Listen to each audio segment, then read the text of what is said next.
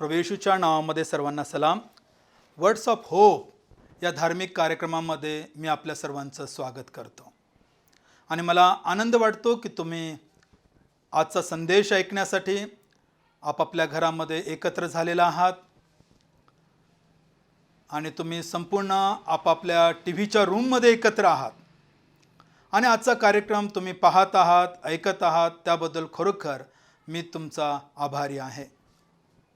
आणि तुम्हाला खात्री देतो की हा संदेश ऐकल्यानंतर नक्कीच तुमच्या जीवनामध्ये आशीर्वाद मिळेल, तुम्हाला खात्री येईल आणि तुम्ही विशेष प्रकारे तुमच्या जीवनामध्ये एक उत्साह, आनंद निर्माण झाल्याशिवाय राहणार नाही. यावेळेस आपण हा जो संदेश आहे ऐकण्याच्या पूर्वी आपण प्रार्थना करूया. जिवंत स्वर्गीय परमेश्वरा, आम्ही तुझ्या नावाला धन्यवाद देतो.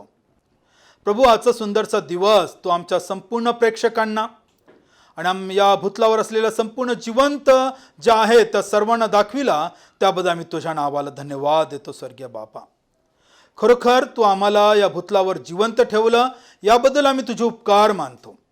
खरोखर तू चांगला आहेस, प्रेमळ आहेस, कृपाळू आहेस, तू आम्हा सर्वांची काळजी घेत आहेस, याबद्दल आम्ही तुझी स्तुती करतो. विशेष प्रकारे या संपूर्ण परमेश्वरा भयानक दिवसांमध्ये, आर्थिक अडचणीमध्ये प्रभू तू आमचा सहकारी झालेला आहेस.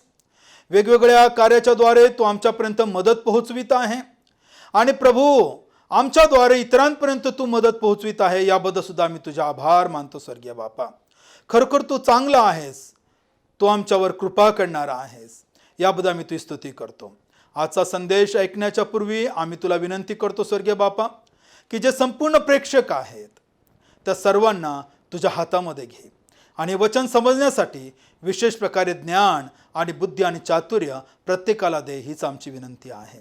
ये प्रभू सहाय्य कर. प्रभू येशूच्या द्वारे ही प्रार्थना केली म्हणून तू ऐक. आमेन, आमेन. प्रभू येशू ख्रिस्त, बायबल आम्हाला सांगतं की तो काल, आज आणि युगानुयुग सारखाच आहे. याचा अर्थ अशा प्रकारचा आहे की येशू जो होता तो कालही होता, आजही आहे आणि युगानुयुग राहणारा आहे. पण तुम्हाला आणि मला विशेष प्रकारे पवित्र शास्त्र सांगतं की प्रभू ख्रिस्त या भूतलावर 2000 वर्षापूर्वी आलेला होता, म्हणजे जवळजवळ 2020 वर्षापूर्वी आलेला होता. आणि तो या भूतलावर 33.5 वर्ष राहिला आणि नंतर बायबल आम्हाला सांगतं की तो मरण पावला. आणि तशा प्रकारच्या अनेक कथा अनेक पाठ्यपुस्तकांमध्ये प्रकाशित झालेल्या आहेत की प्रभू ख्रिस्त नामक हा इस्रायलमध्ये व्यक्ती होऊन गेला आणि त्याने मानवाच्या कल्याणासाठी चांगले कार्य केले आणि तो मरण पावला. पण अजूनही अनेकांना माहीत नाही की येशू ख्रिस्त मरण पावला पण तिसऱ्या दिवशी तो जिवंत झाला. म्हणून बायबलमध्ये लिहिलं आहे की येशू ख्रिस्त काल, आज आणि युगानुयुग सारखाच आहे. तो मानवासाठी मानव बनून आला आणि आता तो सर्वांचा प्रभू आणि मालक आहे. तो पूर्वीही होता, आजही आहे आणि युगानुयुग राहणार आहे. मग ह्याची खात्री कशी काय आहे की येशू जिवंत आहे? तसंच बायबलमध्ये सांगण्यात आलेलं आहे की एक मनुष्य होता आणि त्याला सुद्धा त्या ठिकाणी एवढंच माहित होतं की येशू जो आहे तो त्या ठिकाणी यहुदी लोकांच्या विरुद्ध असणारा व्यक्ती आहे. हा आमच्या धर्माच्या विरुद्ध असणारा व्यक्ती आहे. हा आमच्या धर्माच्या विरुद्ध शिकविणारा व्यक्ती आहे आणि त्याचे पुष्कळचे अनुयायी आहेत जे स्वतःला ख्रिस्ती म्हणतात आणि ते लोकांना शिकवतात की येशू जिवंत आहे, येशू येणारा आहे, येशू आशीर्वाद देणारा आहे. आणि यावर याचा विश्वास नव्हता, कारण त्याचा विश्वास देवावर होता पण येशूवर नव्हता. तो प्रभू येशू ख्रिस्ताला एक ढोंगी व्यक्ती किंवा आमच्या समाजाच्या विरुद्ध, आमच्या धर्माच्या विरुद्ध उभा राहिलेला व्यक्ती म्हणून तो समजत असे. आणि त्याला हेही माहित होतं की त्याच्याच लोकांनी येशूला वधस्तंभावर दिलेला आहे, त्याला मारून टाकलेला आहे, पण त्याला ही खात्री नव्हती की येशू तिसऱ्या दिवशी जिवंत झालेला आहे. त्याला वाटत होतं की त्याचे शिष्य ही मनगडंत कहाणी शिकवित आहेत. आजही अनेकांना तसंच वाटतं आणि ते पुष्कळशा वेळेस अनेक ऐकीव गोष्टीवर विश्वास ठेवतात आणि बायबलकडे येत नाहीत. पण मी तुम्हाला खात्री देतो की येशू कालही होता, आजही आहे आणि युगानुयुग राहणार आहे. तो आदिवंत आहे, तो प्रारंभ व शेवट आहे, तो देव आहे. हे तुम्हाला आणि मला समजणं अत्यंत गरजेचं आहे. आणि म्हणून या व्यक्तीची गोष्ट मी तुम्हाला शिकवणार आहे, या व्यक्तीच्या द्वारे तुम्हाला आणि मला समजणार आहे आणि त्याच्याबद्दल पवित्र शास्त्रामध्ये लिहिण्यात आलेलं आहे. त्याचं नाव होतं शाऊल. हा तरुण होता, विद्वान होता, अभ्यासक होता, धर्माचा गाढा अभ्यास केलेला व्यक्ती होता. बायबल आम्हाला सांगतं की त्याने जवळजवळ नवीन करारामधली अर्धी पुस्तकं त्याने लिहिलेली आहेत. तुम्ही आणि मी विचार करू शकतो की जर तो विरोधक होता तर त्याने बायबलमध्ये पुस्तकं लिहिण्याचं कारण काय आहे. तेच मला तुम्हाला सांगायचं आहे की विरोधक प्रभू ख्रिस्ताचा शिष्य बनलेला आहे. जो प्रभू ख्रिस्ताच्या लोकांचा छळ करणारा देवाचा सेवक कसा बनला, ख्रिस्ताचा सेवक कसा बनला आणि ख्रिस्ताने त्याचं परिवर्तन कसं केलं हे बायबलमध्ये नमूद आहे. त्याच्याबद्दलची साक्ष त्याने स्वतः सांगितलेली आहे. तो ख्रिस्तामध्ये कसा परावर्तित झाला. एकेकाळी तो ख्रिस्ताचा शत्रू होता, ख्रिस्ती लोकांचा शत्रू होता. त्याला आपण आजच्या भाषेमध्ये म्हणू शकतो की तो आतंकवादी होता, तो धर्मवेडा होता, तो आपल्या धर्मासाठी काहीही करायला तयार होता. पण त्याचं परिवर्तन झालं हे बायबल तुम्हाला आणि मला सांगत आहे. आपण त्याची पार्श्वभूमी थोडक्यात पाहिलेली आहे, पण देवाच्या वचनामध्ये आपण पाहणार आहोत. स्तेफन नावाचा एक व्यक्ती होता जो प्रभूचा सेवक होता आणि तो संदेश देत होता असं बायबल आम्हाला सांगतं. तो इस्रायली लोकांना संदेश देत होता आणि संदेश देताना त्याच्या मुखातून काही शब्द त्या लोकांसाठी निघालेले आहेत. त्या लोकांना ते शब्द बोचलेत, ते शब्द त्यांना लागलेत. ते कोणते शब्द होते ते आपण वाचणार आहोत. प्रेषितांचे कृत्य याचा 7वा अध्याय 51 ते 53 वचन. प्रेषितांचे कृत्य याचा 7वा अध्याय 51 ते 53 वचन. अहो ताठ मानेच्या आणि हृदयांची व कानांची सुनतान झालेल्या लोकांनो, तुम्ही तर पवित्र आत्म्याला सर्वदा विरोध करिता. जसे तुमचे पूर्वज तसे तुम्हीही. ज्याचा पाठलाग तुमच्या पूर्वजांनी केला नाही असा संदेश त्यामध्ये कोणी झाला का. ज्यांनी त्या नीतिमान पुरुषाच्या आगमनाविषयी पूर्वी सांगितले त्यांनी जीवे मारले आणि आता त्याला धरून देणारे व जीवे मारणारे तुम्ही निघाला आहात. अशात तुम्हाला देवदूतांच्या योगे योजिलेल्या नियमशास्त्र प्राप्त झाले होते, पण तुम्ही ते पाळले नाही. तो त्याच्या समाजातल्या लोकांना म्हणत आहे की तुम्ही या गोष्टी ऐकल्या नाहीत. जे तुम्हाला चांगलं शिकवायला आलेले होते, जे तुम्हाला देवाचा मार्ग सांगायला आलेले होते, त्यांना तुम्ही जीवे मारलं. तो त्यांना ह्या प्रकारे सांगत आहे की येशू हा देवाचा पुत्र होता, त्याला तुम्ही जीवे मारले. मग ही गोष्ट त्या लोकांना भयानक लागली. बायबल आम्हाला सांगतं त्याच्या समोरच्या वचनामध्ये 54व्या वचनामध्ये, त्याचे भाषण ऐकणाऱ्यांच्या अंतकरणास इतके झोंबले की ते त्याच्यावर दात ओठ खाऊ लागलेत. ते त्याच्यावर दात ओठ खाऊ लागले असं बायबल आम्हाला सांगतं. कारण जर एखाद्याला त्याची चूक दाखवली तर कधी कधी त्या व्यक्तीला भयानक वाईट वाटतं.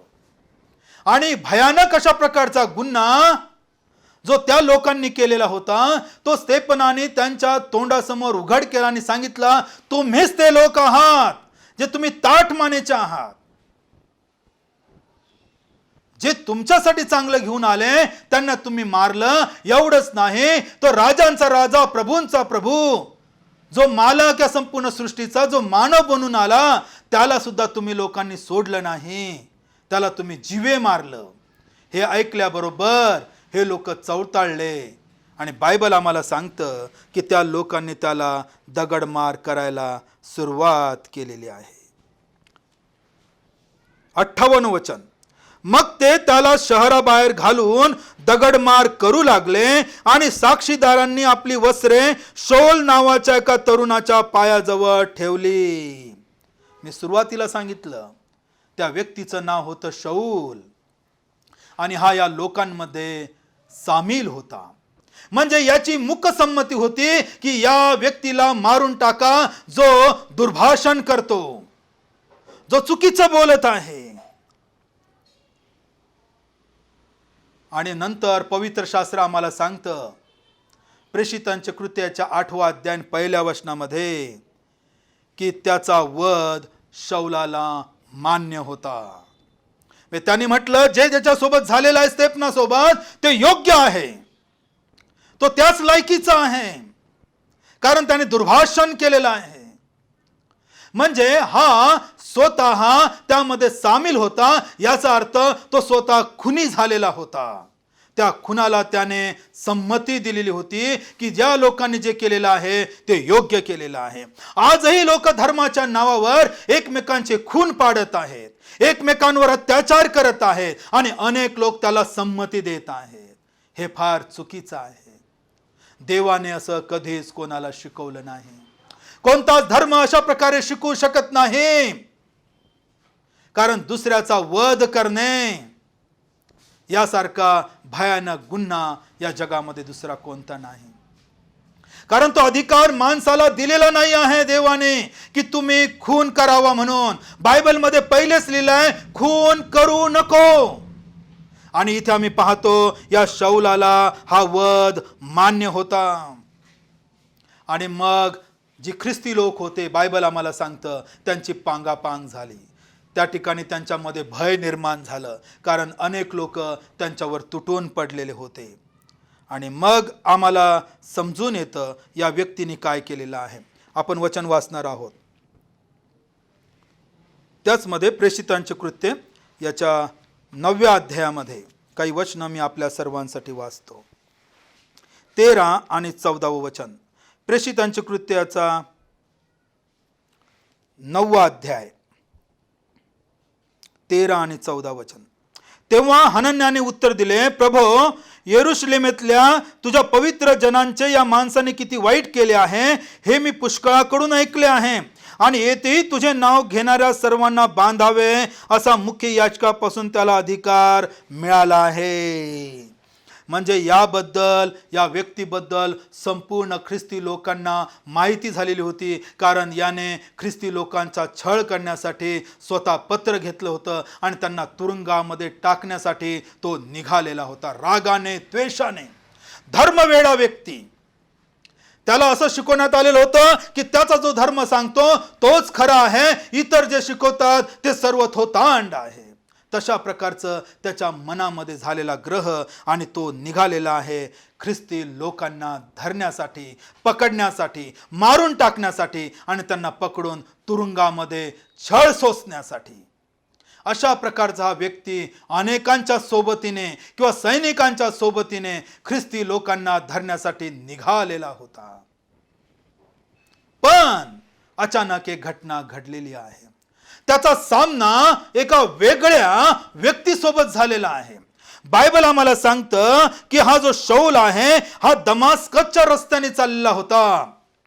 इस्रायल देशामध्ये असणारं दमास्कस अशा प्रकारचं गाव, शहर, या नगराकडे तो त्या रस्त्याने चाललेला होता ख्रिस्ती लोकांना तुरुंगामध्ये टाकण्यासाठी.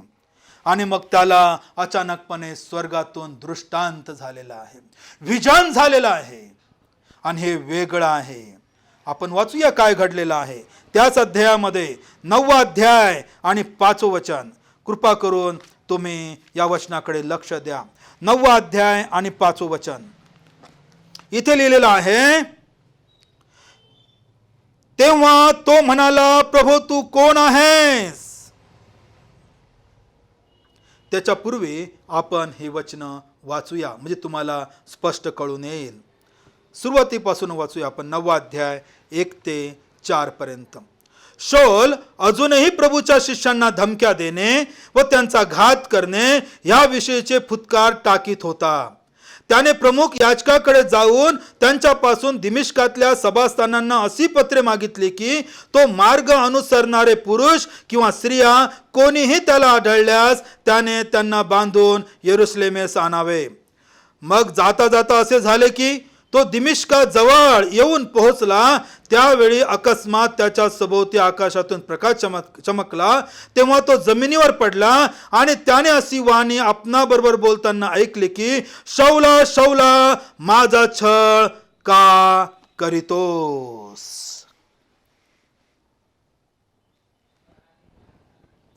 त्याने पाहिलेलं आहे. त्याने कोणाला पाहिलं हे सर्वात महत्वाचं आहे. पवित्र शास्त्र आणि विश्वासणारे तुम्हाला आणि मला सांगतात की त्याने त्याच येशूला पाहिलं की ज्याच्या विरुद्ध त्याच्या मनामध्ये ग्रह होता की तो मरण पावलेला आहे, तो काही उठलेला नाही, तो जिवंत झालेला नाही. आणि तो आज जो मेलेला येशू होता त्याला तो जिवंत पाहत आहे. आणि म्हणून तो म्हणत आहे, त्याला ते समजलं नाही आणि तो म्हणतो की प्रभो तू कोण आहेस? इकडे लक्ष द्या. तो म्हणतो प्रभो तू कोण आहेस? ज्यावेळेस त्यांनी वाणी ऐकली, शौला शौला माझा छळ का करीतोस? प्रभू येशू ख्रिस्त स्वर्गामध्ये आहे, शौल पृथ्वीवर आहे. दमिश्काच्या रस्त्यावर तो पडलेला आहे आणि त्याने वाणी ऐकलेली आहे, त्याने दृष्टांत पाहिलेला आहे आणि तो म्हणत आहे प्रभो तू कोण आहेस? ज्यावेळेस त्याने ते शब्द ऐकले की तू माझा छळ का करीतोस, याचा अर्थ तो मंडळीचा छळ करीत होता, ख्रिस्ती लोकांचा छळ करीत होता. याचा अर्थ तो येशूचा छळ करीत होता. हा संदर्भ तुम्ही नक्की लक्षात घ्या. ख्रिस्ती लोकांचा छळ म्हणजे येशूचा छळ आहे आणि येशू ते कदापि सहन करू शकणार नाही. लक्षात ठेवणं अत्यंत गरजेचं आहे. आणि प्रभू येशू ख्रिस्ताने त्याला दृष्टांत देऊन म्हटले की शौला शौला तू माझा छळ का करीत आहेस? हे सर्वात महत्वाचं आहे. आता तुम्ही आणि मी थोडी कल्पना करू शकतो, थोडा विचार करू शकतो. तुम्ही आणि मी स्वतःला त्या शौलाच्या ठिकाणी ठेवू शकतो. आज अनेक लोक तशा प्रकारचे आहेत. तसं तुम्ही स्वतःला ठेवून बघा आणि विचार करा की आम्ही ख्रिस्ती लोकांचा छळ करायला निघालेलो आहोत किंवा मी निघालेलो आहे. की येशू ख्रिस्त जो जिवंत आहे, जो येणार आहे, जो संपूर्ण सृष्टीचा मालक आहे, जो जिवंत देवाचा पुत्र आहे असे हे लोक शिकवितात. हे सर्व थोतांड आहे. हा विश्वास त्या माणसाने ठेवलेला होता. आणि विचार करा जर त्याच्या मनामध्ये काय आलं असेल जे तुमच्या आणि माझ्या मनामध्ये येऊ शकतं. आणि त्याने तोच विचार केला की ज्या येशूला हे लोक म्हणतात की तो मेलेला आहे, तो जिवंत झाला, मी विश्वास ठेवतो की तो मेलेला आहे पण मी त्याला जिवंत पाहत आहे. हे आश्चर्य आहे. म्हणजे याचा अर्थ तो दैवी आहे. जे हे लोक शिकवतात ते खरं आहे. म्हणजे मी खोटा आहे, मी खोट्यावर विश्वास ठेवला, मी येशूवर विश्वास ठेवला नाही. याद्वारे त्याला पश्चाताप झालेला आहे. आज अनेक लोक तशा प्रकारे शिकवत आहेत. त्यांना असं वाटतं की बाकी जे आहे ते थोतांड आहे, खोटं आहे, असं होऊ शकत नाही. पण बायबल आम्हाला सांगतं येशू काल आज आणि युगानुयुग सारखाच आहे. याने ही बातमी ऐकली. जो मंडळीचा छळ करीत होता आणि त्याला असं वाटत होतं की तो देवाची सेवा करत आहे. त्याला वाटत होतं त्याच्या धर्माने त्याला सांगितलेलं आहे की जे कोणी त्यांच्या धर्माच्या विरुद्ध आहेत ते सर्व देवाच्या विरुद्ध आहेत. आणि तसाच त्याचा विश्वास होता. आता त्याचा विश्वास बदललेला आहे, त्याची खात्री बदललेली आहे, त्याचा मार्ग बदललेला आहे आणि आता तो परिवर्तनाच्या मार्गावर आलेला आहे.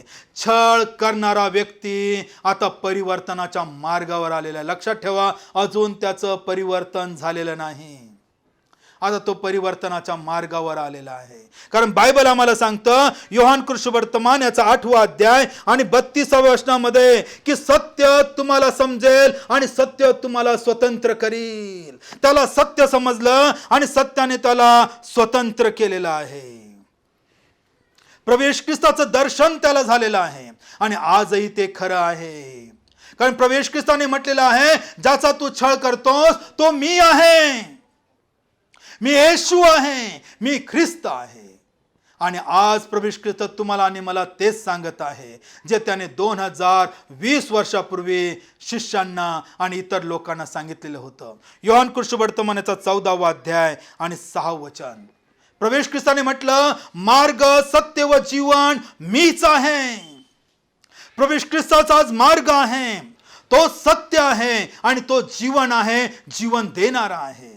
आज संपूर्ण प्रेक्षकांना माझी विनंती आहे की तुम्ही कृपा करून या व्यक्तीच्या जीवन चरित्राकडे लक्ष द्या की जो विश्वास ठेवत होता की येशू जो आहे तो मेलेला आहे, तो मृत्यू पावलेला आहे, पण तो जिवंत झालेला नाही. आता त्याने त्याची वाणी ऐकलेली आहे, त्याने त्याला पाहिलेलं आहे आणि त्याची खात्री पटलेली आहे की येशू जिवंत आहे. आज तुम्हाला आणि मला सुद्धा खात्री पटायला पाहिजे की येशू काल, आज आणि युगानुयुग सारखाच आहे. मी तुम्हाला विनंती करतो की पुढील पाठामध्ये आपण ह्या व्यक्तीचं शौलाचं कशा प्रकारे परिवर्तन झालं हे अधिक सखोल आपण पाहणार आहोत. तोपर्यंत तुम्ही आपल्या घरामध्ये स्वस्थ राहा, सुरक्षित राहा. आपल्या कामाकडे जात असताना, नोकरी करीत असताना किंवा कोणतेही व्यवसाय करीत असताना सुरक्षितता आपली तुम्ही जपा. कारण तुम्ही जर सुरक्षित राहिला तर तुमच्या घरातील लोक सुरक्षित राहू शकतात. म्हणून माझी तुम्हाला विनंती आहे की कृपा करून तुम्ही सर्वजण एकमेकांची काळजी घ्या. आमच्या प्रार्थना सदैव तुमच्यासाठी आहेत. आपण प्रार्थना करूया. स्वर्गीय महान परमेश्वरा, आम्ही तुझ्या नावाला धन्यवाद देतो. प्रभू शौलाच्या जीवन चरित्रावरून आज आम्ही शिकत आहोत की आमचा येशू जिवंत आहे.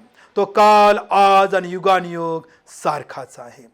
खरोखर प्रभू आम्ही तुझ्या नावाला धन्यवाद देतो. हे सत्य समजण्यासाठी तू आम्हा सर्वांना, विशेष प्रकारे संपूर्ण प्रेक्षकांना तू समजदार बुद्धी अंतःकरण दे स्वर्गीय बापा. आणि प्रत्येकांना खात्री होऊ दे की येशू जिवंत आहे, तो त्यांना आशीर्वाद देणारा आहे. प्रभू खरोखर आम्ही तुझ्या संपूर्ण चांगुलपणाबद्दल, तू दिलेल्या संपूर्ण मोकळीकतेबद्दल, तू दिलेल्या संपूर्ण आशीर्वादाबद्दल आम्ही तुझे आभार मानतो.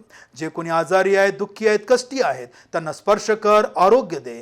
जे अडचणीमध्ये आहेत त्यांना अडचणीमधून बाहेर काढ आणि तुझ्या वचनाकडे लक्ष देण्यासाठी प्रत्येकाचं मन तुझ्या हातामध्ये घे. प्रभू तू आम्हाला सहाय्य केलंस, आभार मानतो, धन्यवाद देतो स्वर्गीय बापा. आम्ही विशेष प्रकारे प्रार्थना करतो वर्ड्स ऑफ होप हा जो कार्यक्रम इतरांपर्यंत पोहोचत आहे त्यासाठी लागणारं सहाय्य तुझ्याचद्वारे पोहोचव हीच आमची विनंती आहे. प्रभू येशू आमचा धन्यता आणणारा याच्याच गोड आणि पवित्र नावाने ही प्रार्थना केली म्हणून तू ऐक.